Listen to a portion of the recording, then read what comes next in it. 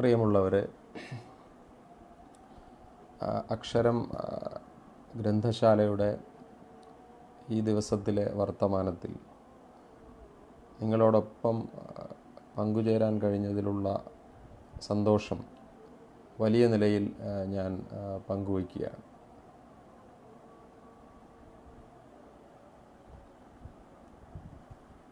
പെരുവിരലും കുന്തമുനയും എന്ന ഒരു ആമുഖ വാക്യത്തോടു കൂടിയാണ് എൻ്റെ വർത്തമാനം നിങ്ങളുടെ മുന്നിൽ അവതരിപ്പിക്കപ്പെടുന്നത്. കുറ്റാരോപണങ്ങളും വെറുതെ വിടലുകളും ശിക്ഷകളും ശിക്ഷിക്കാതിരിക്കലുകളും ഒരു നിത്യനാടകമായി കഴിഞ്ഞിരിക്കുന്ന വർത്തമാനകാല സാമൂഹിക ജീവിതത്തിൽ നാം എങ്ങനെയാണ് പെരുവിരലുകളെ പ്രതിരോധമാക്കി തീർക്കേണ്ടത് എന്നതാണ് ഈ വർത്തമാനത്തിൻ്റെ ഏറ്റവും മുഖ്യമായ ആകാംക്ഷ എന്ന് ഞാൻ വിചാരിക്കുന്നു. ഈ അടുത്ത കാലത്താണ് ഒരു സിലബസ് പ്രവർത്തനവുമായി ബന്ധപ്പെട്ട് സമാനമായ ഒരു തത്വത്തെപ്പറ്റി ആലോചിക്കാൻ ഞാൻ നിർബന്ധിതനായിത്തീരുന്നു. കൾച്ചറൽ ആർട്ടിഫാക്റ്റ് എന്ന ഒരു പ്രയോഗമായിരുന്നു അത്. ഇതിനു മുൻപ് തന്നെ കേരള പഠനത്തെ കുറിച്ചിട്ടുള്ള ആലോചനകളിൽ ഈ ആർട്ടിഫാക്റ്റ് എന്നുള്ള തത്വം കാര്യമായി തന്നെ ഞാൻ ആലോചിച്ചിരുന്നു. കലാവസ്തുക്കൾ എന്ന് നമുക്ക് വിവർത്തനം ചെയ്യാൻ കഴിയുന്ന ഒരു പ്രയോഗമാണ് ആർട്ടിഫാക്റ്റ്. പ്രധാനമായും ആന്ത്രോപോളജിയിലാണ്, നരവംശാസ്ത്രത്തിലാണ് ഈ വാക്കിന് പ്രായോഗികമായ സാധ്യത ഉള്ളതെങ്കിലും സംസ്കാര പഠനത്തിൽ ഇതെങ്ങനെയാണ് കൊണ്ടുവരേണ്ടത് എന്നതിനെപ്പറ്റി ഒരാലോചനയായിരുന്നു കേരള ചരിത്രത്തെ പറ്റിയിട്ടുള്ള പഠനത്തിനിടയിൽ ഞാൻ നടത്തിയത്. പരശുരാമൻ മഴുവെറിഞ്ഞ് സൃഷ്ടിച്ചതാണ് കേരളം എന്ന് നാം പറയുന്നു. മഴു ഒരു ആർട്ടിഫാക്റ്റാണ്, ഒരു കലാവസ്തുവാണ്. ഇതാരാണ് നിർമ്മിച്ചത്? നിലവിളക്ക് ചിലർക്ക് കൊളുത്താം, ചിലർ കൊളുത്തിയാൽ മതത്തിൽ നിന്ന് പുറത്താകും എന്ന് പറയുന്നു. അഗ്നിമീളെ പുരോഹിതം എന്ന ഋക്കിലെ മന്ത്രം അതിൻ്റെ മധ്യസ്ഥമായി നിൽക്കുന്നത് കൊണ്ട് മുസ്ലിമീങ്ങൾ ഇത് കൊളുത്തിയാൽ അവർ മതത്തിന് പുറത്താകും എന്ന് ചില പണ്ഡിതന്മാർ ഫത്വ ഇറക്കുന്നു. അപ്പോഴാണ് ഞാൻ ആലോചിച്ചത്, ഈ തീയിടുകയും അഗ്നി കൊടുക്കുകയും ചെയ്യുന്ന ഈ നിലവിളക്ക് ആരാണ് നിർമ്മിച്ചത്? മഹാബലിയെക്കുറിച്ചിട്ടുള്ള മിത്ത് വാമന രൂപത്തിൽ, പുതിയ വാമനൻ്റെ രൂപത്തിൽ കേരളത്തിൻ്റെ സാംസ്കാരിക പരിസരത്തിലേക്ക് കടന്നു വന്നപ്പോൾ ചവിട്ടാനൊരു തല ഈ പ്രഹ്ലാദൻ്റെ ചെറുമകൻ വാമനന് മുന്നിൽ കാട്ടിക്കൊടുക്കുന്നു. 3 അടി ആവശ്യപ്പെടുന്ന ദേവനോട് തൻ്റെ ശിരസ് 3ാമത്തെ അടിയായി പ്രതിഷ്ഠിച്ച് കേരളത്തിൻ്റെ രാജാവ് വിനയം പ്രദർശിപ്പിക്കുന്നു. ഈ ശിരസ് ഒരു കൾച്ചറൽ ആർട്ടിഫാക്റ്റാണ്. അതിനുമേൽ വലുതായിക്കൊണ്ടിരിക്കുന്ന പാദം ഒരു ആർട്ടിഫാക്റ്റാണോ? ഇങ്ങനെയുള്ള ആലോചനകൾ അഭ്യൂഹങ്ങളുടെയും ഐതിഹ്യങ്ങളുടെയും ചരിത്രത്തിൽ സംസ്കാരത്തെ പുതിയ രീതിയിൽ വായിച്ചെടുക്കുന്നതിന് ഒരു നിയാമക ശക്തിയായി തീർന്നപ്പോഴാണ് കൾച്ചറൽ ആർട്ടിഫാക്റ്റ് എന്ന ഒരു ചിന്തയിലേക്ക് എൻ്റെ മനസ്സും എത്തിച്ചേരുന്നത്. ഇത് ഞാനല്ല ആദ്യമായി പ്രയോഗിക്കുന്നത്. നേരത്തെ ഞാൻ പറഞ്ഞതുപോലെ നരവംശാസ്ത്രത്തിൽ യഥേഷ്ടം ഇതുമായി ബന്ധപ്പെട്ടിട്ടുള്ള ടെർമിനോളജികൾ നമുക്ക് കാണാൻ പറ്റും. കൾച്ചറൽ സ്റ്റഡീസിൽ ആർട്ടിഫാക്റ്റ് എന്നത്, കലാവസ്തുക്കൾ എന്നത്, മനുഷ്യൻ നിർമ്മിച്ച വസ്തുക്കൾ എന്നത് മ്യൂസിയമൈസേഷൻ്റെ ഭാഗമായി വളരെ കാര്യമായി ആലോചനയിലുള്ള ഒരു വസ്തുതയാണ്. മ്യൂസിയങ്ങൾ നിർമ്മിക്കപ്പെടുന്നു. ഒരുപക്ഷെ അത് നിർമ്മിക്കുന്നത് വലിയ സാമ്രാജ്യത്വ ശക്തികളായിരിക്കാം, അല്ലെങ്കിൽ അധികാരത്തിൻ്റെ ചരിത്രത്തെ ജനങ്ങൾക്ക് മുന്നിൽ കാട്ടിക്കൊടുക്കുന്നതിന് വേണ്ടിയിട്ടുള്ള പ്രകടനപരതയുടെ വലിയ ശാലകളായിരിക്കും. അവിടങ്ങളിൽ ഏതെങ്കിലും ഒരു പുരാതന കാലത്തെ ചരിത്ര വസ്തുക്കൾ പ്രദർശിപ്പിച്ചു വയ്ക്കുന്നു.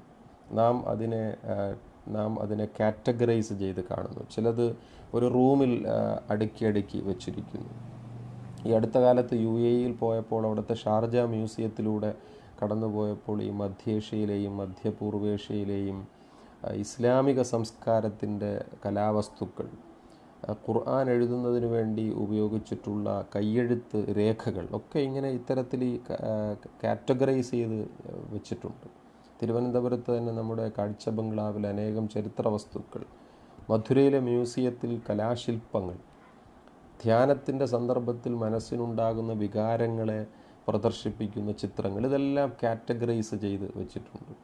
അപ്പോൾ സാംസ്കാരിക പഠനത്തിൽ മ്യൂസിയങ്ങൾ എന്നത് ചരിത്രത്തിൻ്റെ ഒരു ശേഷിപ്പ് മാത്രമായിട്ടല്ല പഠിക്കപ്പെടുന്നത്. അവ അധികാരം എങ്ങനെയാണ് ജനങ്ങൾക്കുമേൽ പ്രയോഗിക്കപ്പെട്ടത് എന്നുള്ളതിൻ്റെ കൂടി വലിയ സൂചനകളായിട്ടാണ് ഇപ്പോൾ പഠിക്കപ്പെടുന്നത്. ഈ ഒരു തിയറിയിൽ നിന്നാണ് കൾച്ചറൽ ആർട്ടിഫാക്റ്റോളജി എന്നൊരു ചിന്തയിലേക്ക് ഞാനും എത്തിച്ചേരുന്നത്. സാംസ്കാരിക കലാവസ്തു വിജ്ഞാനിയും, നാം ഒരു കലാവസ്തുവിനെ എടുക്കുമ്പോൾ, ഒരു സാംസ്കാരിക വസ്തുവിനെ എടുക്കുമ്പോൾ അത് നിർമ്മിക്കപ്പെട്ട സാമൂഹിക പരിതസ്ഥിതിയുടെ ശാസ്ത്രീയതയെപ്പറ്റി നാം ആലോചിക്കുക. അത് ഈ സന്ദർഭത്തിൽ എന്താണ് പ്രസക്തി എന്ന് നമുക്ക് ചോദ്യം ഉന്നയിക്കാൻ കഴിയുന്നതാണ്. കാഞ്ച ഐലയ്യ എന്ന സാംസ്കാരിക പണ്ഡിതൻ നമ്മുടെ എല്ലാം അഭിമാനമാണ്.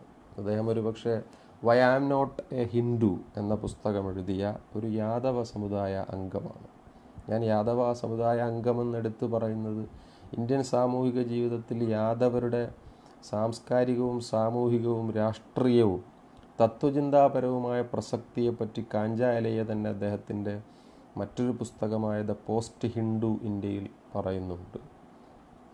Y am not a Hindu എന്ന പുസ്തകത്തിന് ശേഷമുള്ള ഘട്ടത്തെയാണ് അദ്ദേഹം ഹൈന്ദവാനന്തര ഭാരതം എന്ന് പറയുന്നത്. ഒരുപക്ഷെ ഈ രണ്ട് പുസ്തകങ്ങൾക്കിടയിൽ മറ്റൊരു പുസ്തകം കൂടി ശ്രദ്ധേയമായി നമ്മുടെ വായനയിൽ വന്നിട്ടുണ്ട്, എരുമ ദേശീയത. ദേശത്തിൻ്റെ മൃഗം കാളയല്ല, പശുവല്ല, അത് എരുമയാണ് എന്ന് കാഞ്ച ഐലയ്യ സ്ഥാപിക്കാൻ ശ്രമിച്ചിട്ടുണ്ട്. അത് പശു എന്തുകൊണ്ട് ദേശത്തിൻ്റെ മൃഗമായിത്തീരുന്നു? അത് പാല് തരുന്നത് കൊണ്ടാണോ? അത് ചാണകം, സവിശേഷമായ റേഡിയോ ആക്റ്റീവ് സബ്സ്റ്റൻസസിനെ പ്രതിരോധിക്കുന്ന ചാണകമിടുന്നത് കൊണ്ടാണോ? അതല്ല, അത് സവിശേഷമായ മറ്റെന്തെങ്കിലും മതാർത്ഥം ഉള്ളത് കൊണ്ടാണോ? ഇതിനെയൊക്കെ റദ്ദ് ചെയ്തുകൊണ്ട് കാഞ്ച ഐലയ്യ പറയുന്ന കാര്യം, ഇന്ത്യയിൽ ഏറ്റവും അധികം പാല് തരുന്ന ജീവി എരുമയാണ്. നമ്മുടെ കാർഷിക സംസ്കാരത്തിൽ ഏറ്റവും കൂടുതൽ ഉപയോഗിക്കപ്പെടുന്ന ജീവി പോത്താണ്, എരുമയുടെ ആൺവർഗമായിട്ടുള്ള പോത്താണ്. പക്ഷേ ഈ രണ്ട് മൃഗങ്ങൾക്കും പ്രാർത്ഥനയിലോ നമ്മുടെ സവിശേഷമായ ആരാധനാ മര്യാദകളിലോ ഒരു ധ്യാനാത്മകമായ ഒരു സ്ഥാനവും ഇന്ത്യയിലെ സവർണ ഫിലോസഫി നൽകിയിട്ടില്ല എന്ന് പ്രതിരോധിക്കുന്ന കാഞ്ച ഐലയ്യയുടെ പ്രസിദ്ധമായ പുസ്തകമാണ് ബഫല്ലോ നാഷണലിസം എന്ന പുസ്തകം.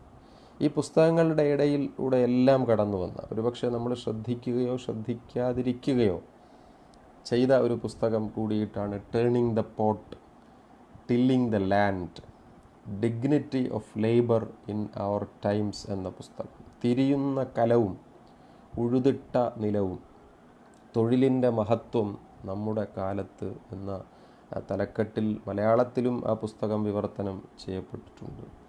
ആ പുസ്തകം ഒരു കലത്തിൻ്റെ മുഖചിത്രത്തോടു കൂടിയാണ് നമ്മളെ സമീപിച്ചത്.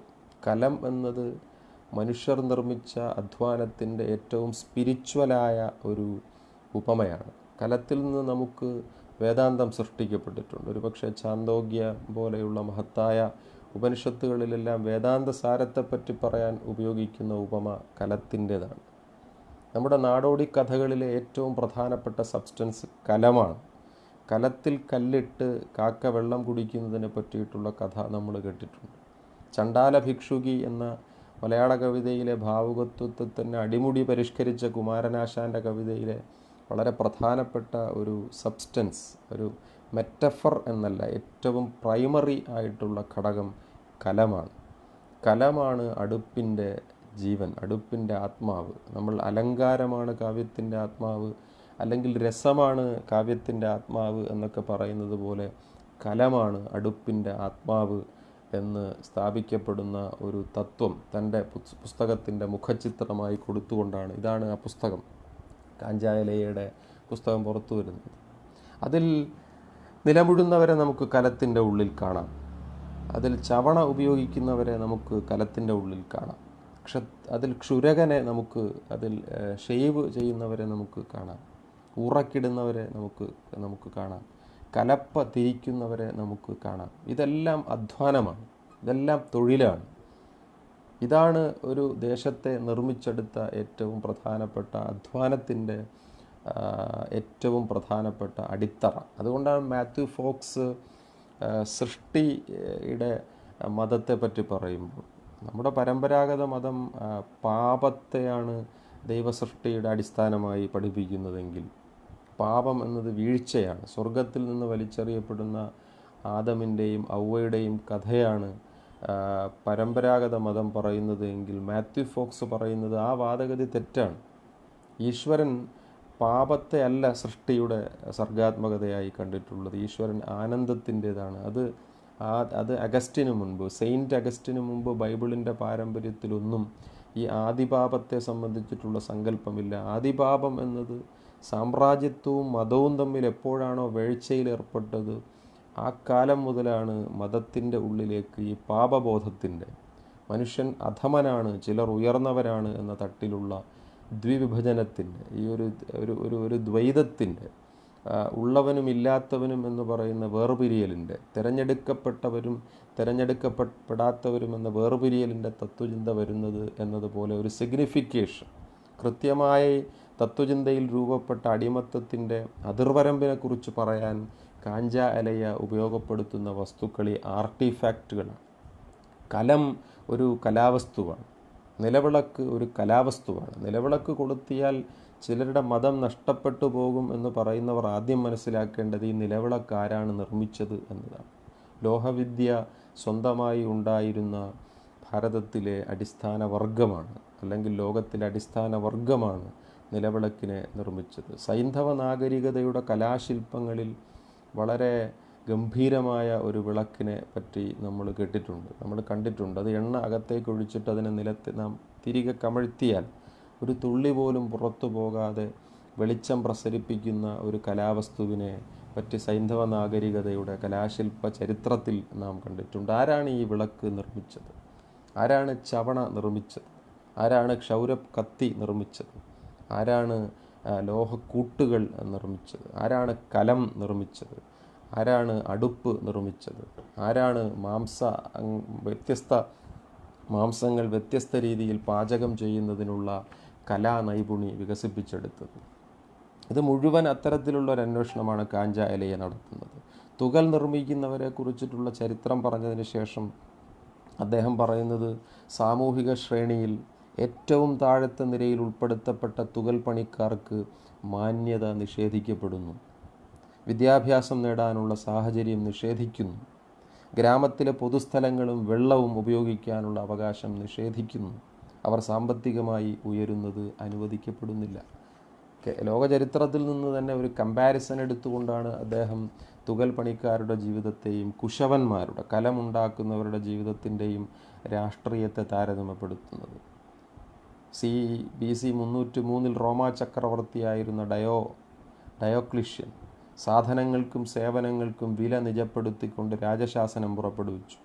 വില ക്ലിപ്തപ്പെടുത്തിക്കൊണ്ട് എല്ലാവർക്കും അത് ലഭ്യമാകുന്ന ഒരു ഡെമോക്രസി, ഒരു പ്രാചീനമായ ഡെമോക്രസി ഡയോക്ലിഷ്യൻ റോമിൽ നടപ്പിൽ വരുത്തി. പക്ഷേ ഇന്ത്യയിൽ അതേസമയം മനുസ്മൃതിയിലെ വരികൾ എഴുതപ്പെടുകയായിരുന്നു. പരമ്പരയായി ചാതുർവർണ്ണ്യത്തിന് പുറത്തുള്ളവർ കുതിരകളെയും രഥങ്ങളെയും കൈകാര്യം ചെയ്തുകൊണ്ടോ, വൈദ്യവൃത്തി കൊണ്ടോ, ആശാരിപ്പണി ചെയ്തോ, മീനുകളെ കൊന്നോ, മൃഗങ്ങളെ കശാപ്പു ചെയ്തോ, തുകലിൽ പണിയെടുത്തോ, വാദ്യോപകരണങ്ങൾ വായിച്ചോ അവരുടെ ജീവിതവൃത്തിക്കുള്ള വക കണ്ടെത്തേണ്ടതാണ്. ആ ജാതികൾ മേടുകൾക്കരികിലോ മരക്കൂട്ടങ്ങൾക്കകത്തോ ശ്മശാനങ്ങളിലോ മലകളിലോ തോട്ടങ്ങളിലോ ജീവിക്കണം. അയിത്തക്കാർ ഗ്രാമത്തിന് പുറത്തായിരിക്കണം ജീവിക്കേണ്ടത്. അവർ ഉപേക്ഷിക്കപ്പെട്ട കിണ്ണങ്ങൾ ഉപയോഗിക്കണം. ഈ കിണ്ണങ്ങൾ ഒരു ആർട്ടിഫാക്റ്റാണ്. ഈ കിണ്ണം ആരാണ് നിർമ്മിച്ചത്? അത് നിർമ്മിച്ചവർ പൊട്ടിയ കിണ്ണങ്ങൾ ഉപയോഗിക്കണം. അതാണല്ലോ MT അദ്ദേഹത്തിൻ്റെ ക്ലാസിക് ചലച്ചിത്രം എന്ന് പറയാൻ കഴിയുന്ന, മാസ്റ്റർ ക്രാഫ്റ്റ് എന്ന് പറയാൻ കഴിയുന്ന അദ്ദേഹത്തിൻ്റെ പെരുന്തച്ചൻ സിനിമയിൽ പ്രതിഷ്ഠ കഴിഞ്ഞതിന് ശേഷം ദേവിയെ സൃഷ്ടിച്ചു ഉണ്ടാക്കിയെടുത്ത പണിക്കാരൻ അമ്പലത്തിലേക്ക് പ്രവേശിക്കാൻ പാടില്ല എന്ന് പറയുന്നത് ഇന്ത്യയുടെ കൾച്ചറൽ ആർട്ടിഫാക്റ്റോളജിയുടെ സാംസ്കാരിക തത്വമാണ്. ഈ തത്വത്തെയാണ് കാഞ്ച എലയ്യ ഈ പുസ്തകത്തിലൂടെ വിശദീകരിക്കുന്നത്. നാം ഉപയോഗിക്കുന്ന വസ്തുക്കളൊക്കെയും ഒരുപക്ഷെ നമ്മുടെ പുതിയ വിദ്യാഭ്യാസ നയത്തിൻ്റെ രാഷ്ട്രീയത്തെപ്പറ്റി പറഞ്ഞപ്പോൾ ബഹുമാനപ്പെട്ട രാജേഷ് സാർ പറഞ്ഞ ഒരു കാര്യം അതാണ് എന്ന് നാം മനസ്സിലാക്കുന്നു. ഇന്ത്യയിൽ തോട്ടിപ്പണിക്കാരുണ്ട്. പുതിയ വിദ്യാഭ്യാസ നയം തോട്ടിപ്പണിക്കാരെ വിമോചിപ്പിക്കും എന്ന് നമ്മൾ പ്രതീക്ഷിക്കുന്നു. അത് ഇപ്പോൾ റാൻസിയറയൊക്കെ പറഞ്ഞതുമാതിരിയുള്ള പുതിയൊരു വിമോചനത്തിൻ്റെ തത്വചിന്ത കൊണ്ടുവരും എന്ന് നാം പ്രതീക്ഷിക്കുന്നു. പക്ഷേ വിമോചനത്തിൻ്റെ തത്വചിന്ത കൊണ്ടുവരുമ്പോഴും അത് നിലനിൽക്കുന്ന സോഷ്യൽ ഡിവിഷൻ ഓഫ് ലേബറിനെ മാറ്റി പണിയുന്നില്ല എന്ന് നാം മനസ്സിലാക്കണം. ഒരു തോട്ടിയുടെ കയ്യിലെ പഴയ പാത്രവും പാട്ടയും മാറ്റിക്കളഞ്ഞതിന് ശേഷം തീട്ടം വാരുന്നതിനുള്ള പുതിയ ഒരു ഡിജിറ്റൽ യന്ത്രം വെച്ചു കൊടുത്തു കഴിഞ്ഞാൽ ജാതി വ്യവസ്ഥ അതേപടി ഈ സോഷ്യൽ സിസ്റ്റം ഇവിടെ പരിപാലിക്കപ്പെടുകയും തോട്ടി ഡിജിറ്റലൈസ് ചെയ്യപ്പെടുകയും ചെയ്യുന്ന ഒരു പുതിയ സാമൂഹിക സാഹചര്യം സൃഷ്ടിക്കപ്പെടും എന്ന് നാം വിചാരിക്കുന്നു. ഈ ഒരു രാഷ്ട്രീയത്തിൻ്റെ അബോധമായ തത്വചിന്തയെ മനസ്സിലാക്കാൻ കൾച്ചറൽ ആർട്ടിഫാക്റ്റോളജി പ്രയോജനപ്പെടും എന്ന് തിരിച്ചറിഞ്ഞത് കാഞ്ച എലയ്യയുടെ പുസ്തകത്തെ സൂക്ഷ്മമായി വായിക്കുമ്പോഴാണ്. ആ മട്ടിൽ ഇന്ത്യയുടെ രാഷ്ട്രീയ ചരിത്രത്തിൽ വലിയ നിലയിൽ ചോദ്യം ചെയ്യപ്പെട്ടുകൊണ്ട് ഇപ്പോഴും ആധിപത്യ രാഷ്ട്രീയത്തെ ചോദ്യം ചെയ്തുകൊണ്ട് മുന്നിൽ നിൽക്കുന്ന ഒരു വലിയ സമരായുധമാണ് പെരുവിരൽ. നമുക്കറിയാം, അത് മറ്റാരുടെയും പെരുവിരലല്ല, അത് ഏകലവ്യൻ്റെ പെരുവിരലാണ്. ഈ പെരുവിരൽ ഒരർത്ഥത്തിൽ ഒപ്പാണ്. ഈ പെരുവിരൽ ഒരു മുദ്രയുമാണ്. ഈ പെരുവിരൽ എന്തിനെയാണ് പ്രതിനിധാനം ചെയ്യുന്നത്? അത് കസാൻസാക്കിസിൻ്റെ സോർബ ദ ഗ്രീക്കിലെ വലിയ കഥാപാത്രം പെരുവിരലാണ് എന്ന് നമുക്ക് വായിച്ചെടുക്കാൻ പറ്റും. സോർബ സമുദ്ര ക്രീറ്റിലേക്കുള്ള യാത്രക്കിടയിൽ സോർബയോട് കസാൻ്റെ ചോദിക്കുന്നുണ്ട്, നിങ്ങളുടെ വിരൽ എവിടെയാണ് നഷ്ടപ്പെട്ടത്? നിങ്ങളുടെ വിരലിന് എന്താണ് പറ്റിയത്? സോർബ മറുപടി പറയാതിരിക്കുകയും നിശബ്ദതയുടെ മറ്റൊരു സന്ദർഭത്തിൽ കസാനിൻ്റെ ചോദ്യത്തിന് മറുപടി പറയാൻ ശ്രമിക്കുകയും ചെയ്യുന്നു. ഞാനൊരു കുശവനായി പണിയെടുത്തുകൊണ്ടിരുന്നു. എനിക്കിഷ്ടമുള്ളതുപോലെ ഞാൻ പണിയെടുക്കും. ചിലപ്പോൾ വിറക് വെട്ടുകാരനായി പോവും, ചിലപ്പോൾ ഞാൻ മരക്കൂട്ടങ്ങൾക്കിടയിൽ തണലുകായാൻ പോവും, ചിലപ്പോൾ ഞാൻ മാംസവിൽപ്പനക്കാരനായി പോവും, ചിലപ്പോൾ ഞാൻ തൊഴിലാളിയായി പോവും. ഞാൻ ഒരിക്കൽ കുശവൻ്റെ ജോലി ചെയ്തുകൊണ്ടിരിക്കുകയായിരുന്നു. ഞാൻ കലം ചുറ്റി കലത്തെ നിർമ്മിച്ചു കൊണ്ടിരിക്കുകയായിരുന്നു. This is the policy politics of artefact. ഈ വിരലുകൾ കൊണ്ട് ഞാൻ കലത്തെ നിർമ്മിച്ചെടുക്കും.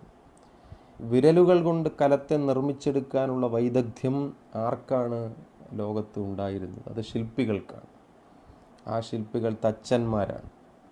ചീവുളി കൊണ്ട് മരത്തെ പരിപാലിച്ചുകൊണ്ട് വലിയ ആരാധനാലയങ്ങൾ നിർമ്മിച്ചെടുക്കാൻ പുരോഹിതന്മാർക്ക് ഒരു കെൽപ്പും ഉണ്ടായിരുന്നില്ല. ഒരു ശില്പത്തെയും പൂർണ്ണമായി എന്നത് പോയിട്ട് അപൂർണമായി പോലും പണിഞ്ഞെടുക്കുന്നതിനുള്ള തൻ്റെ ഇടവും വൈദഗ്ധ്യവും സൗന്ദര്യബോധവും ലോകത്തിൽ ഇതേവരെ ഒരു പുരോഹിതനും ഉണ്ടായിട്ടില്ല. ഒരു മൊട്ടുസൂചി പോലും ഈ പുരോഹിതവർഗം കണ്ടുപിടിച്ചിട്ടില്ല. ഒരു വസ്ത്രവും ഈ നാട്ടിലെ ഒരു പുരോഹിതനും നിർമ്മിച്ച് കൊടുത്തിട്ടില്ല. പക്ഷേ ഇവർ മന്ത്രങ്ങളുടെ ആധിപത്യം ഉപയോഗിച്ചുകൊണ്ട് ഇവയുടെ മേലെല്ലാമുള്ള അധികാരത്തെ പിടിച്ചെടുത്തിരിക്കുന്നു. നാം എങ്ങനെ ജീവിക്കണം എന്ന് തീരുമാനിക്കുന്ന വലിയ സാങ്കേതിക ശക്തികളായി ഇവർ മാറുന്നു. ഇതിനെ ചോദ്യം ചെയ്യാനാണ് ഈ കൾച്ചറൽ ആർട്ടിഫാക്റ്റോളജി എന്ന സങ്കല്പത്തെ ഉപയോഗിക്കണം എന്ന് കാഞ്ച എലയ്യയെ ഉദ്ധരിച്ചുകൊണ്ട് ഞാൻ പറഞ്ഞത്. അതാണ് ഏകലവ്യൻ്റെ പെരുവിരൽ ഗുരു ചോദിച്ചതിന് പിറകിലെ രാഷ്ട്രീയം. ഇത് അൺടച്ചബിലിറ്റി തന്നെയാണ് എന്ന് നമുക്കറിയാം. ഇത് ഹാഥ്രസിലും ആവർത്തിക്കുന്നത് ഈ രാഷ്ട്രീയമാണ്. നാവ് അരിയുക എന്നത് വിരൽ അരിയലിൻ്റെ പുതിയ കാലത്തെ ഒരു പ്രയോഗമാണ്. ഒരുപക്ഷെ ആയുധം വലിയ സാംസ്കാരിക മേൽക്കോയ്മയായിരുന്ന ഏറ്റവും പ്രധാനപ്പെട്ട കൾച്ചറൽ ആർട്ടിഫാക്റ്റോളജി ആയുധമായിരുന്ന കാലത്ത് ആ ആയുധം കൈകാര്യം ചെയ്യുന്നതിനുള്ള മനുഷ്യൻ്റെ ഏറ്റവും പ്രധാനപ്പെട്ട അവയവത്തെ അരിയുക എന്നത് അക്കാലത്തെ പ്രത്യയശാസ്ത്രമായിരുന്നു. നമുക്കറിയാം, ഒരു ചോദ്യപേപ്പർ തയ്യാറാക്കിയതിൻ്റെ പേരിൽ അധ്യാപകൻ്റെ കൈവെട്ടുക എന്നത്, എഴുത്ത് എന്നത് വളരെ പ്രധാനപ്പെട്ട ഒരു പ്രോസസ്സായിരിക്കുന്ന കാലത്ത് കൈവെട്ടിക്കളയുക എന്നത് ഒരു ആധിപത്യപരമായ രാഷ്ട്രീയമാണ്. ചിന്ത ഒരു വലിയ ആർട്ടിഫാക്റ്റായി രൂപപ്പെട്ടുകൊണ്ടിരുന്ന മധ്യകാലഘട്ടത്തിൽ ചിന്തിക്കുന്ന വൈദികന്മാർക്കും പരിസ്ഥിതി പ്രവർത്തകർക്കും കവികൾക്കും അവരുടെ ശിരസ് നഷ്ടപ്പെട്ടു എന്നത് ഒരു പ്രധാനപ്പെട്ട വൈപരീത്യമായിരുന്നുവെങ്കിൽ, നാം ജീവിക്കുന്ന കാലത്ത് ഏറ്റവും വലിയ ആയുധം, ഏറ്റവും വലിയ സമരരൂപം വാക്കുകളായതുകൊണ്ട് ആ വാക്ക് പ്രയോഗിക്കുന്ന നാവിനെ അരിഞ്ഞു കളയുക എന്നത് ഹാഥ്രസിൽ നാം കണ്ടുകൊണ്ടിരിക്കുന്ന ഒരു കാര്യമാണ്. പുനർജന്മത്തിൽ നാവരിഞ്ഞവരും അവരെ സംരക്ഷിക്കുന്നവരും വിശ്വസിക്കുന്നു. അതുകൊണ്ട് ആത്മാവ് മടങ്ങി വരും എന്ന് അവർ വിചാരിക്കുന്നു. മെനഞ്ഞാന്ന് നാം തഞ്ചാവൂരിലോ മറ്റോ ഒരു വീടിൻ്റെ ഉള്ളിൽ 2 ദിവസം ഫ്രീസറിൽ കിടത്തിയിരുന്ന ഒരു 72 വയസ്സുകാരൻ്റെ മരിക്കാത്ത ശവശരീരത്തെ നാം കാണുകയുണ്ടായി. അദ്ദേഹം മരിച്ചിട്ടില്ല, പക്ഷേ അദ്ദേഹം മരിച്ചു എന്ന് പ്രഖ്യാപിക്കുകയോ അല്ലെങ്കിൽ അദ്ദേഹം മരിച്ചു എന്ന് സ്ഥാപിക്കുകയോ ചെയ്തുകൊണ്ട് ആ ജ്ഞാനവൃദ്ധൻ്റെ കൈകളെ സെലോ ടേപ്പ് കൊണ്ട് വരിഞ്ഞു കെട്ടി ഫ്രീസറിനുള്ളിൽ ആളുകൾക്ക് മരണശരീരമായി കാണിക്കുന്നതിനിടയിൽ ആർക്കോ ഒരാൾക്ക് തോന്നിയ ഒരു സംശയത്തിൻ്റെ പേരിലാണ് അദ്ദേഹത്തിൻ്റെ പിടപ്പിനെ ജീവനിലേക്ക് തിരിച്ചു കൊണ്ടുവരുന്ന ഒരു പ്രതിഭാസം നമ്മൾ കണ്ടത്. ഇത് സമാനമായൊരു പ്രക്രിയയാണ്. അപ്പോൾ പോലീസ് അയാളോട് ചോദിച്ചു, അനുജനാണ് അദ്ദേഹത്തെ സംരക്ഷിക്കുന്നത്, നിങ്ങൾ എന്തിനാണ് ജീവനുള്ള ഇദ്ദേഹത്തെ ഫ്രീസറിൽ കിടത്തിയിരുന്നതെന്നുള്ള ചോദ്യത്തിന് അനുജൻ പറഞ്ഞ മറുപടി ഇതാണ്: ആത്മാവ് ചിലപ്പോൾ അങ്ങനെയാണ്. ആത്മാവ് ചില വിക്രിയകൾ കാണിക്കും. അതുകൊണ്ട് നാവരിയപ്പെട്ട പെൺകുട്ടിയുടെ ആത്മാവ് ചിലപ്പോൾ ചില വിക്രിയകൾ കാണിക്കും എന്ന് ഭയപ്പെട്ടിട്ടായിരിക്കണം അവർ ശരീരത്തെ പെട്രോൾ ഒഴിച്ച് കൊളുത്തിക്കളഞ്ഞത്. പെരുവിരൽ മുറിച്ചെടുത്ത് കളഞ്ഞാൽ പിന്നെ ആ പെരുവിരൽ കൊണ്ട് ഒരായുധത്തെയും പ്രയോഗിക്കുകയില്ല എന്ന് പ്രഖ്യാപിക്കുന്ന ഒരു പ്രത്യയശാസ്ത്രത്തിൻ്റെ പുനരാവർത്തനം എന്നല്ല, ആ പ്രത്യയശാസ്ത്രം ഇവിടെ നിന്ന് പോയിട്ടില്ല എന്നുള്ളതിൻ്റെ ഏറ്റവും പ്രധാനപ്പെട്ട സൂചനയായി വേണം നാം കാണേണ്ടത്. ഇത് വിജ്ഞാന മേഖലയിലെ ഒരു മഹത്തായ ബലിവസ്തുവാണ് ഈ ഈ ഈ ഈ ഈ പെരുവിരൽ.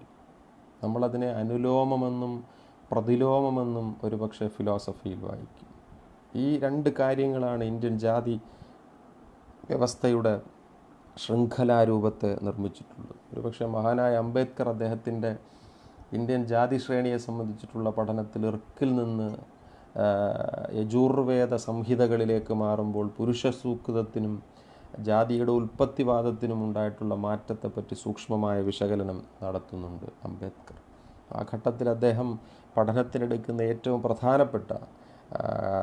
പ്രധാനപ്പെട്ട മാനദണ്ഡങ്ങളിലൊന്നാണ് ഈ പ്രതിലോമവും അനുലോമവും ആയിട്ടുള്ള വൈവാഹിക ബന്ധങ്ങൾ. ഉയർന്ന ജാതിയിൽപ്പെട്ട പുരുഷൻ താഴ്ന്ന ജാതിയിൽപ്പെട്ട പെൺകുട്ടിയെ കല്യാണം കഴിക്കുകയോ അല്ലെങ്കിൽ അവളുമായി ശയനം നടത്തുകയോ ചെയ്യുന്നതിൻ്റെ സന്താനങ്ങൾ അനുലോമ സന്താനങ്ങളും, താഴ്ന്ന ജാതിയിൽപ്പെട്ട പുരുഷൻ ഉയർന്ന ജാതിയിൽപ്പെട്ട പെണ്ണിനെ കല്യാണം അതിനെ പ്രതിലോമ സന്താനം എന്നും പറയുന്നുണ്ട്. ഫിലോസഫിയിൽ അതിന് ചരിത്രങ്ങളുണ്ട്. ഇപ്പോൾ ഗ്രേറ്റ് സന്യാസിയായിരുന്ന ചവന മഹർഷി ഒരു ക്ഷത്രിയ പെണ്ണിനെ കല്യാണം കഴിച്ചു, അത് അനുലോമ സന്താനം. പക്ഷേ മഹാമുനിയായിരുന്ന യയാതി ദേവയാനിയെ കല്യാണം കഴിച്ചതിനെ പ്രതിലോമം ആയി കാണുന്ന ഒരു പ്രക്രിയ. പ്രതിലോമ ജാതിയിൽ പിറന്ന അവർക്ക് ഉപനയനാദി സംസ്കാരങ്ങൾ ബാധകമല്ല എന്ന് മനു വിധിച്ചിട്ടുണ്ട്. അവർക്ക് ഒരുപക്ഷെ സ്വർഗത്തിലേക്ക് പ്രവേശനമില്ല. ഏകലവ്യൻ്റെ മേലും വിധിക്കപ്പെട്ടത് ഈ പ്രതിലോമ വിജ്ഞാന പ്രക്രിയയാണ്. ഇന്ത്യയുടെ വൈജ്ഞാനിക മേഖലയിൽ, ഇന്ത്യയുടെ എപ്പിസ്റ്റീമോളജിക്കൽ സർഫസിലും എപ്പിസ്റ്റീമോളജിക്കൽ ഡെപ്തിലും പ്രതിലോമവും അനുലോമവും എന്ന സങ്കല്പമുണ്ട് എന്നത് നമ്മൾ മനസ്സിലാക്കണം. അതിലെയ ഈ പുസ്തകത്തിൻ്റെ തുടക്കത്തിൽ അതുമായി ബന്ധപ്പെട്ട ഒരു തെളിവിനെ നമുക്കതുകൊണ്ട് തരുന്നുണ്ട്. വിജ്ഞാനം എന്നത് ശാസ്ത്രാഭ്യാസം എന്നത് ഉയർന്ന ജാതിയിൽ പിറന്ന പെണ്ണും ഏകലവ്യൻ എന്നത് താഴ്ന്ന ജാതിയിൽ പിറന്ന പുരുഷനുമാണ്. അതുകൊണ്ട് താഴ്ന്ന ജാതിയിൽ പിറന്ന പുരുഷൻ ഉയർന്ന ജാതിയിൽപ്പെട്ട ജ്ഞാനത്തെ നേടിയെടുക്കുകയാണെങ്കിൽ അങ്ങനെ ഉണ്ടാകുന്ന സന്താനം അനന്തര തലമുറകളിലേക്ക് പോകാൻ പാടില്ല, അവൻ ഒരസ്ത്രവും മുന്നിലേക്ക് വിടാൻ പാടില്ല എന്ന് പറയുന്ന ഒരു യുക്തിബോധം ആഭ്യന്തരമായി നമ്മുടെ ആധിപത്യ സാമൂഹിക ക്രമത്തിൻ്റെ ഉള്ളിൽ പ്രവർത്തിച്ചിരുന്നു എന്നത് ഒരു വളരെ പ്രധാനപ്പെട്ട കാര്യമാണ്. അതുകൊണ്ടാണ് പരാശര മാധവീയം വിധി പറയുമ്പോൾ പറയുന്നത് പ്രതിലോമർ വർണ്ണാശ്രമത്തിൽ നിന്ന് തന്നെ പുറത്താണ്. ഇതാണ് എനിക്ക് പറയാനുള്ള ഏറ്റവും പ്രധാനപ്പെട്ട കാര്യം. നമ്മുടെ ജാതി വ്യവസ്ഥയിൽ മാത്രമാണ് വർണ്ണാശ്രമധർമ്മം സംരക്ഷിക്കപ്പെട്ടിരിക്കുന്നത് എന്ന തെറ്റിദ്ധാരണ ആർക്കും വേണ്ട. നമ്മുടെ സാമൂഹിക ഘടനയുടെയും നമ്മുടെ സാംസ്കാരിക ഘടനയുടെയും നമ്മുടെ ശാസ്ത്രബോധത്തിൻ്റെയും ഉള്ളിൽ പോലും ഈ വർണ്ണാശ്രമധർമ്മത്തിൻ്റെ സ്വഭാവം പാലിക്കപ്പെട്ടിരിക്കുന്നു. അതുകൊണ്ടാണ് മഹാനായ ചട്ടമ്പി സ്വാമികൾക്ക് കേരളത്തിൽ മലയാള ഭാഷയിൽ വേദാധികാര നിരൂപണം പോലെ ഒരു കൃതി എഴുതേണ്ടി വന്നത്. വേദാധികാര നിരൂപണം എഴുതിയത് അദ്ദേഹം ചില ഇത്തരത്തിലുള്ള സർക്യൂട്ടുകളെ പൊളിക്കാൻ വേണ്ടിയിട്ടാണ്. അദ്ദേഹം അത് പൂർണ്ണമായി പൊളിച്ചുവോ എന്നുള്ളത് ഒരു ഡിസ്കോഴ്സ് അനാലിസിസിന് നാം വിധേയമാക്കേണ്ട കാര്യമാണ്. അതുകൊണ്ടാണ് ശ്രീനാരായണ ഗുരു ആ മട്ടിലുള്ള ഒരു സർക്യൂട്ടിനെ പൊളിക്കാൻ ശ്രമിച്ചത്. ഇത് ഹിന്ദു മതത്തിൽ മാത്രമാണ് ഈ മട്ടിലുള്ള വർണ്ണാശ്രമധർമ്മം പ്രവർത്തിക്കുന്നത് എന്ന് നാം കാണേണ്ടതില്ല. നമുക്കെല്ലാം ചിരപരിചിതമായിട്ടുള്ള ഒരു നോവലാണല്ലോ ബാല്യകാല സഖി. ബാല്യകാല സഖിയിൽ ഈ വർണ്ണാശ്രമധർമ്മം സാമ്പത്തികമായി പ്രവർത്തിക്കുന്നത് നമുക്ക് കാണാൻ പറ്റും. അതുകൊണ്ടാണ് അതിനകത്തെ മജീദ് ഉപ്പാനോട് പറയുന്നത്, ഉമ്മാനോട് പറയുന്നത്, ഉപ്പാനോടുമ്മ റെക്കമെൻഡ് ചെയ്യണം, സുഹ്റാനെ കൂടെ നമുക്ക് പഠിപ്പിക്കണം. ഒരുപക്ഷെ അത് സ്ത്രീകൾക്കെതിരെ, അത് മണ്ണിനെതിരെയുള്ള ഈ മട്ടിലുള്ള വർണ്ണാശ്രമ സ്വഭാവത്തെ പൊളിച്ച് കളയുന്ന തരത്തിലാണ് ഇന്ത്യയിലെ പാരിസ്ഥിതിക സാമൂഹിക രാഷ്ട്രീയം മുന്നോട്ട് പോയിക്കൊണ്ടിരിക്കുന്നത്. ഇത് വൈജ്ഞാനിക മേഖലയിൽ അതിശക്തമായി പ്രവർത്തിച്ചു കൊണ്ടിരിക്കുന്നു എന്നുള്ളതിൻ്റെ ഒരു ചൂണ്ടുപലകയായിട്ടാണ് പെരുവിരലിനെ നാം കാണുന്നത്. അതുകൊണ്ട് തന്നെ അത് നമ്മുടെ വിദ്യാഭ്യാസ നയത്തിൻ്റെ പോളിസിയുടെ ഉള്ളിലും അബോധമായി പ്രവർത്തിക്കുമെന്ന് ബഹുമാനപ്പെട്ട രാജേഷ് സാർ പറഞ്ഞ വാക്യം നമ്മൾ ഓർക്കുന്നത് വളരെ നന്നായിരിക്കും. ആ ഒരു സന്ദർഭത്തിലാണ് ഇന്ത്യയിൽ പുതിയ പുതിയ വിധികൾ വന്നുകൊണ്ടിരിക്കുന്നത്. ഈ വിധികൾ നമ്മളെ തന്നെ വിധിക്കുന്ന പ്രത്യയശാസ്ത്ര ഉപകരണങ്ങളായി തീരുന്നത് എങ്ങനെയെന്ന് ഞാൻ എൻ്റെ കുട്ടിക്കാലത്തിൻ്റെ ഒരു ബോധം വെച്ച് മനസ്സിലാക്കുകയാണ്. സ്കൂൾ ക്ലാസ്സിൽ പഠിക്കുമ്പോഴാണ് ഞാൻ ബാബറി മസ്ജിദ് വ്യക്തമായി കാണുന്നത്. എൻ്റെ ഓർമ്മയിലൊരു 5 or 6 ഒക്കെ ക്ലാസ്സിൽ പഠിക്കുന്ന കാലത്താണ് ബാബറി മസ്ജിദിൻ്റെ രാഷ്ട്രീയം ഇന്ത്യയെ പിടിച്ചു കുലുക്കുക. 89 VP സിംഗിൻ്റെ മന്ത്രിസഭയുടെ കാലം മുതൽ ഇങ്ങോട്ട് ഇന്ത്യൻ രാഷ്ട്രീയത്തിൽ രൂപപ്പെട്ട ഒരു പുതിയ സാംസ്കാരിക സ്വഭാവത്തെപ്പറ്റി എൻ്റെ കുട്ടിക്കാലം വെച്ച് സാക്ഷി പറയാൻ എനിക്ക് പറ്റും. ഞങ്ങൾ താമസിച്ചിരുന്നത് നാഷണൽ ഹൈവേയുടെ ഓരത്തെ ഒരു വീട്ടിലായിരുന്നു. അതുകൊണ്ട് തന്നെ ബാബറി മസ്ജിദ് പൊളിച്ചതിൻ്റെ അന്ന് രാത്രി പൊളിയുന്നതിൻ്റെ സന്ദർഭത്തിൽ ഇന്ത്യ മൂകമാവുന്നതും പിറ്റേന്നത്തെ പത്രങ്ങൾ ബ്ലാക്ക് ആൻഡ് വൈറ്റ് ചിത്രമായി അത് വീട്ടിലേക്ക് കൊണ്ടുവരുന്നതും ഇപ്പോഴും എൻ്റെ ഓർമ്മയിലുണ്ട്.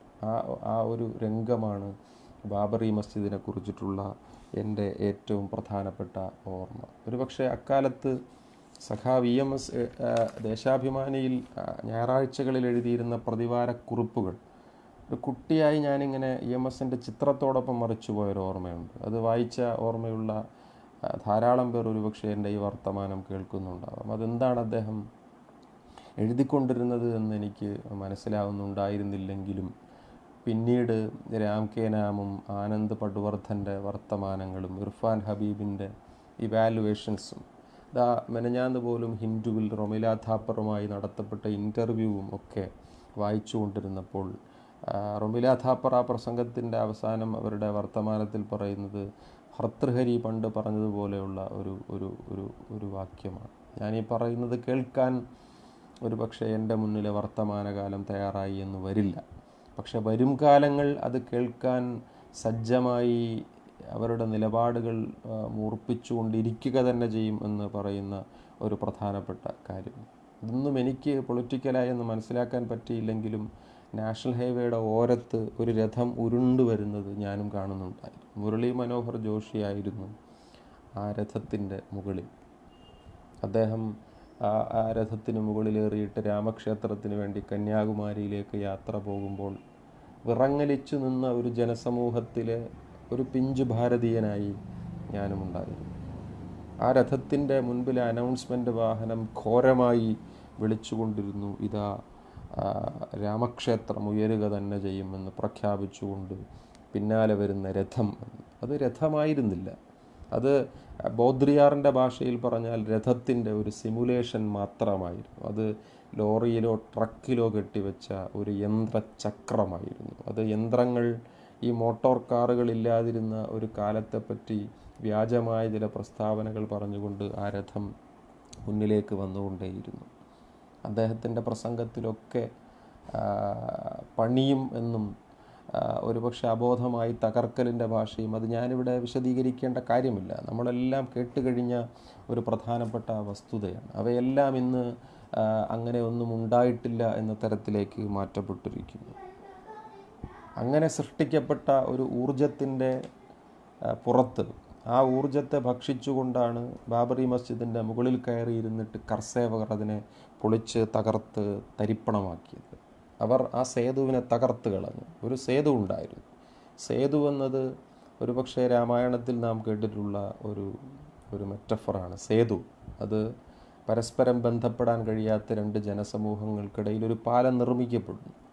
ആ മട്ടിലുള്ള അനേകം പാലങ്ങളുടെ ഒരു ചരിത്രമായിരുന്നു ഭാരതത്തിൻ്റെ സാംസ്കാരിക മതേതരത്വത്തിനുണ്ടായിരുന്നതെങ്കിൽ ആ സേതുവിൻ്റെ മുകളിൽ കയറിയിരുന്ന് കർസേവകർ അതിനെ പൊളിച്ചു കളയുകയായിരുന്നു. ആ പൊളിക്കലിൻ്റെ ദൃശ്യം കണ്ടുകൊണ്ടാണ് സുകുമാർ അഴീക്കോട് ഇടതുപക്ഷത്തേക്ക് വരുന്നത്. അപ്പോഴും അദ്ദേഹത്തിൻ്റെ ഖദർ മാറ്റിവെച്ചിട്ടില്ല. അദ്ദേഹം വിശാലമായ സാംസ്കാരിക ഇടതുപക്ഷത്തിൻ്റെ വേദികളിൽ ഒരു കോൺഗ്രസ്സുകാരനായി തന്നെ അദ്ദേഹം ധീരമായി സംസാരിച്ചുകൊണ്ടിരുന്നു. വളരെ കാലത്തിന് ശേഷം ഒറ്റപ്പാലത്ത് പുരോഗമന കലാസാഹിത്യ സംഘത്തിൻ്റെ മീറ്റിങ്ങിൽ അദ്ദേഹം സംസാരിക്കുന്നത് ഞാൻ എപ്പോഴും എനിക്ക് ഓർമ്മയുണ്ട്. ഒറ്റപ്പാലത്ത് അദ്ദേഹം സംസാരിക്കുന്നത് ഏത് മതത്തിൻ്റെയോ ആയിക്കൊള്ളട്ടെ, പക്ഷേ ഒരു മതം, ഒരു വിശ്വാസ സമൂഹം അവരുടെ ആരാധനയ്ക്ക് ഉപയോഗിക്കുന്ന ഒരു സ്ഥലം തകർത്ത് കളയുന്നതിൽ ഹിംസയുടെ ഒരു രാഷ്ട്രീയമുണ്ട്. ആ ഹിംസയുടെ രാഷ്ട്രീയം ഉള്ളതുകൊണ്ടാണ് ഇന്ത്യൻ പീനൽ കോഡിൻ്റെ സെക്ഷൻ 295 അനുസരിച്ചും പീനൽ കോഡിൻ്റെ 295A അനുസരിച്ചിട്ടും കരുതിക്കൂട്ടി ഒരു ആരാധനാലയത്തെ, മറ്റൊരു മതവിശ്വാസത്തിൻ്റെ കേന്ദ്രത്തെ തകർക്കുന്നതിനുള്ള പ്രക്രിയ നടത്തിക്കൊണ്ടിരിക്കുന്നു. 296 അനുസരിച്ചിട്ടും ശ്മശാനം ഉൾപ്പെടെയുള്ള പൊതുസ്ഥലത്തെ തകർത്ത് കളയുന്ന ഒരു പ്രവർത്തനത്തിൽ ഏർപ്പെടുന്നു. 298 അനുസരിച്ചിട്ടും കുറ്റകരമായ ഗൂഢാലോചന ഉൾപ്പെടെയുള്ള പ്രവർത്തനങ്ങളിൽ ഒരു സംഘം കർസേവകർ പങ്കെടുക്കുന്നത് ഇന്ത്യയിലെ കോടാനുകൂടി മനുഷ്യർ അവരുടെ കണ്ണുകൾ കൊണ്ട് കണ്ടിട്ടും അത് തെറ്റല്ലാതായിത്തീരുന്ന ഒരു അസത്യത്തിൻ്റെ, പോസ്റ്റ് ട്രൂത്തിൻ്റെ ഒരു കാലഘട്ടത്തിൽ ജീവിക്കാൻ നമ്മൾ വിധിക്കപ്പെട്ടിരിക്കുമ്പോൾ ഏകലവ്യൻ്റെ പെരുവിരൽ ഒരു പുതിയ അർത്ഥമായി, ഒരു കൾച്ചറൽ ആർട്ടിഫാക്റ്റായി, പ്രതിരോധത്തിൻ്റെ ഒരു രാഷ്ട്രീയമായി മുന്നിലേക്ക് വരികയാണ്. ഞാനെൻ്റെ വർത്തമാനത്തെ ചുരുക്കുകയാണ്. ഗബ്രിയേൽ മാർക്കേസിൻ്റെ ഏകാന്തതയുടെ 100 വർഷങ്ങളെപ്പറ്റി സംസാരിച്ചപ്പോൾ ലാരി മക്കാഫ്രെ പറഞ്ഞ ഒരു കാര്യം ഇതാണ്: this novel is both metafictionally self reflexive and yet speaking to as powerfully about real politics and historical realities. ഇതൊരേ സമയം സത്യത്തിൻ്റെ രാഷ്ട്രീയത്തെ പറയുന്ന, ഇത് സിവിൽ വാറിനെ പറ്റി പറയുന്ന, ഇത് ഹിസ്റ്റോറിക്കൽ റിയാലിറ്റീസിനെ പറ്റി പറയുന്ന ഒരു പ്രധാനപ്പെട്ട കൃതിയായിരിക്കുമ്പോൾ തന്നെ ഇത് മെറ്റാഫിക്ഷണലി സെൽഫ് റിഫ്ലക്സീവാണ് എന്നുകൂടി അദ്ദേഹം പറയുന്നു. ഇത് ഫാൻറ്റസിയാണ്, അക്കാര്യത്തിൽ സംശയമില്ല. 11 മാസം നീണ്ടു നിൽക്കുന്ന ദീർഘമഴയുള്ള, മണ്ണുവാരി തിന്നുന്ന മന്ത്രവാദികളുള്ള മാജിക് റിയലിസത്തിൻ്റെ ഈ കൃതിയിൽ നമ്മുടെ കൺമുന്നിൽ രാഷ്ട്രീയം ഉണ്ട്. പക്ഷെ പോസ്റ്റ് ട്രൂത്തിൻ്റെ കാലത്ത് ഈ രണ്ടാമത് പറഞ്ഞത് അപ്രസക്തമായി തീരുകയും മെറ്റാഫിക്ഷണലായിട്ടുള്ള അവാസ്തവങ്ങൾ, ഫാൻറ്റസികൾ ആണ് യാഥാർത്ഥ്യം എന്ന് മുന്നിൽ നിറഞ്ഞു നിൽക്കുകയും ചെയ്യുന്ന കള്ളങ്ങളുടെ ഒരു കാലത്ത് പുറത്ത് കയറിയിരുന്ന ഒരു ആരാധനാലയത്തെ തകർത്ത് കളഞ്ഞ കർസേവകർ മുഴുവൻ ചരിത്രത്തിലെവിടെയോ നമ്മുടെ കൺമുന്നിൽ ഒളിപ്പിക്കപ്പെട്ടിരിക്കുന്നു. ഏകലവ്യൻ്റെ പെരുവിരൽ അറുത്തുമുറിച്ച് ഒളിപ്പിക്കപ്പെട്ടതുപോലെ സത്യം ഒളിപ്പിക്കപ്പെട്ടിരിക്കുന്നു. ചരിത്രം എന്ന് പറയുന്നത് ഒരു കൃത്രിമ സംവിധാനമല്ലാത്തത് കൊണ്ട് ഈ സത്യങ്ങളൊക്കെ പുറത്തു വരിക തന്നെ ചെയ്യും എന്നുള്ളത് നാം ഉറപ്പോടുകൂടി മനസ്സിലാക്കുന്ന ഒരു പ്രധാനപ്പെട്ട കാര്യമാണ്. ഇതിൻ്റെ ഉള്ളിലെ രാഷ്ട്രീയത്തെയാണ് നാം അനലൈസ് ചെയ്യേണ്ടത്.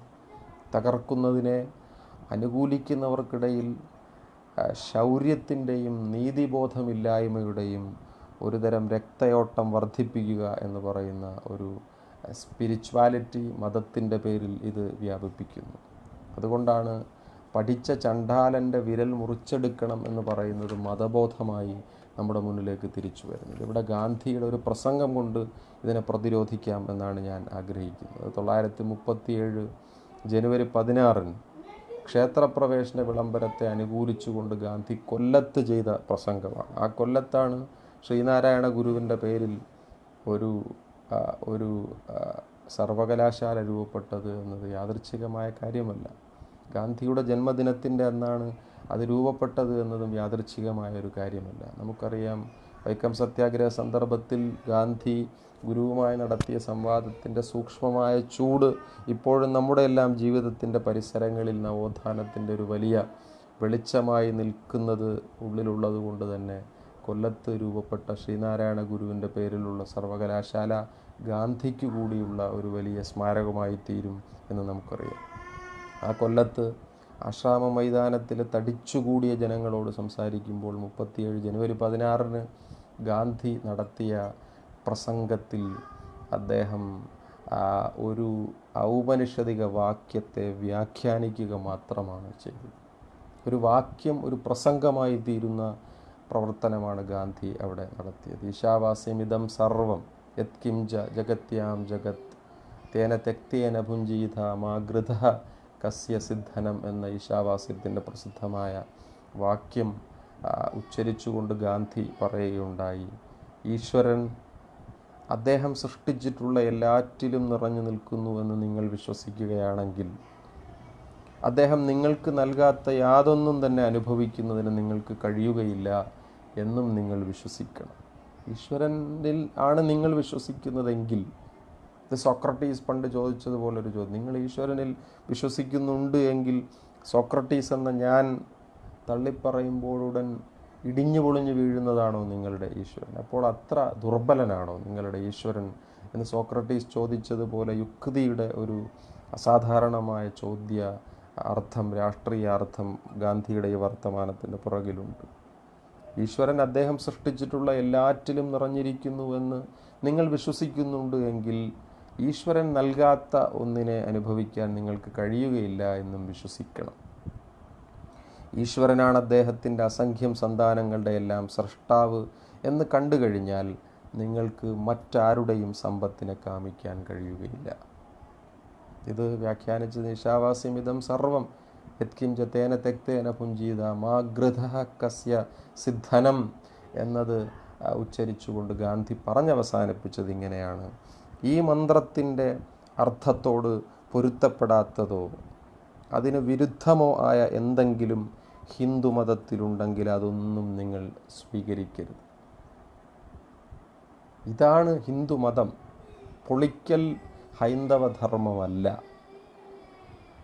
സനാതനം എന്നതിനെ വാഗ്ഭടാനന്ദ ഗുരുദേവൻ തള്ളിക്കളഞ്ഞിട്ടുണ്ട്. സനാതനം എന്ന വാക്കിനെ തള്ളിക്കളഞ്ഞ വാഗ്ഭടാനന്ദനാണ് ഗുരുവായൂർ സത്യാഗ്രഹത്തിൻ്റെ സന്ദർഭത്തിൽ പറഞ്ഞത്, നിങ്ങൾ ഗുരുവായൂരമ്പലത്തിലേക്ക് ചണ്ഡാള വർഗത്തിന്, ആ വാക്ക് ശരിയല്ല, നിങ്ങൾ ദലിത വർഗത്തിന് പ്രവേശനം നിഷേധിച്ചുകൊണ്ട് അകത്ത് ഗായത്രി മന്ത്രം ഉരുവിടുമ്പോൾ നിങ്ങൾ മനസ്സിലാക്കേണ്ട ഒരു കാര്യം, നിങ്ങൾ അകത്തുരുവിടുന്ന ഈ ഗായത്രി മന്ത്രം സൃഷ്ടിച്ച യാജ്ഞവൽക്യൻ ഒരു പുലയനാണെന്നത് നിങ്ങൾ മറന്നു പോകരുത്. നിങ്ങൾ ശില്പത്തെ നിർമ്മിച്ച ശില്പിയെ പടിക്ക് പുറത്താക്കി അകത്ത് പൂജാകർമ്മങ്ങൾ ചെയ്യുമ്പോൾ ഈ ശില്പത്തെ നിർമ്മിച്ചവൻ പുറത്താണ്, അതിൻ്റെ പിതാവ് പുറത്താണ് നിൽക്കുന്നത് എന്നത് നിങ്ങൾ മറന്നു പോകരുത്. ഒരു ചാൺ മുഴം നീട്ടി യുദ്ധത്തിൽ എതിരാളിയെ വെല്ലുവിളിക്കാൻ വേണ്ടി നിങ്ങൾ അസ്ത്രം കുലയ്ക്കുമ്പോൾ ആ അസ്ത്രത്തെ നിർമ്മിച്ചവൻ നിങ്ങളുടെ കളത്തിന് പുറത്താണ് എന്നത് നിങ്ങൾ മറന്നു പോകരുത്. This is cultural artefactology. നിങ്ങൾ കുന്തത്തെ നീട്ടിവെച്ചുകൊണ്ട് ആ കുന്തം നിർമ്മിച്ചവൻ്റെ ചങ്കിനെ പൊളിക്കാൻ ശ്രമിക്കുമ്പോൾ അവൻ ആ പടിക്ക് പുറത്താണ് എന്നത് നിങ്ങൾ മറന്നു പോകരുത്. ഇത് തന്നെയാണ് ഹാത്രസിനോടും നമുക്ക് പറയാനുള്ളത്. ആ സഹോദരിയുടെ ആ പെങ്ങളുടെ നാവിനെ വലിച്ച് കണ്ടിക്കുമ്പോൾ അത് കണ്ടിക്കാൻ ഉപയോഗിച്ച ആയുധം ഈ ദേശത്തെ നിർമ്മിച്ച ആലയിൽ നിന്ന് രൂപപ്പെട്ടതാണ് എന്നത് നിങ്ങൾ മറന്നുപോയിരിക്കുന്നു. ഏകലവ്യൻ സ്വന്തം ആയുധം ഉപയോഗിച്ച് തന്നെ ആയിരിക്കണം അദ്ദേഹത്തിൻ്റെ വിരൽ മുറിച്ചു തന്നത് എന്നത് ധർമ്മത്തിൻ്റെ ഒരു വലിയ പ്രസ്താവനയായി കൊണ്ട് നടക്കാൻ നമുക്ക് ഇനിയും അധികാരമില്ല. അങ്ങനെയാണെങ്കിൽ പെരുവിരൽ മുറിച്ചു കളഞ്ഞ ഗുരു ഇന്ത്യൻ പീനൽ കോഡ് അനുസരിച്ച് സെക്ഷൻ 300 അനുസരിച്ച് നരഹത്യയാണ് ചെയ്തത്. നിയമം എന്നത് സമരങ്ങളിലൂടെ രൂപപ്പെടുന്ന രാഷ്ട്രീയ ബോധത്തിൻ്റെ ഒരു പ്രധാനപ്പെട്ട ചാലക ശക്തിയാണ്. അതിനെ വാദിച്ചുറപ്പിച്ചുകൊണ്ടാണ് നാം കൊളോണിയൽ സന്ദർഭത്തിലും പോസ്റ്റ് കൊളോണിയൽ സന്ദർഭത്തിലും നമ്മുടെ എല്ലാം അവകാശങ്ങളുടെ അർത്ഥങ്ങളുടെ വിനിമയ പ്രക്രിയയെ വലിയ നിലയിൽ ജനങ്ങളുടെ ഇടയിലേക്ക് കൊണ്ടുവന്നത്. അതുകൊണ്ട് തന്നെ മുറിച്ചു മാറ്റിയ പെരുവിരൽ വലിയ ചോദ്യചിഹ്നമായി നിൽക്കുകയും 37-ന് ഗാന്ധി നടത്തിയ പ്രസംഗം നമ്മളെയെല്ലാം വിലയിരുത്തുന്ന വലിയ മൂല്യനിർദ്ധാരണ ശക്തിയായി തീരുകയും ചെയ്യുന്ന ഒരു പുതിയ ജനാധിപത്യ ഇന്ത്യ ഇവിടെ രൂപപ്പെടുക തന്നെ ചെയ്യും എന്ന് റോമില താപ്പർ പറഞ്ഞതിനെ മനസ്സിൽ വെച്ചുകൊണ്ട് സൂചിപ്പിച്ചുകൊണ്ട് ഞാൻ എൻ്റെ വർത്തമാനം ചുരുക്കുന്നു. എല്ലാവർക്കും എൻ്റെ നന്ദി.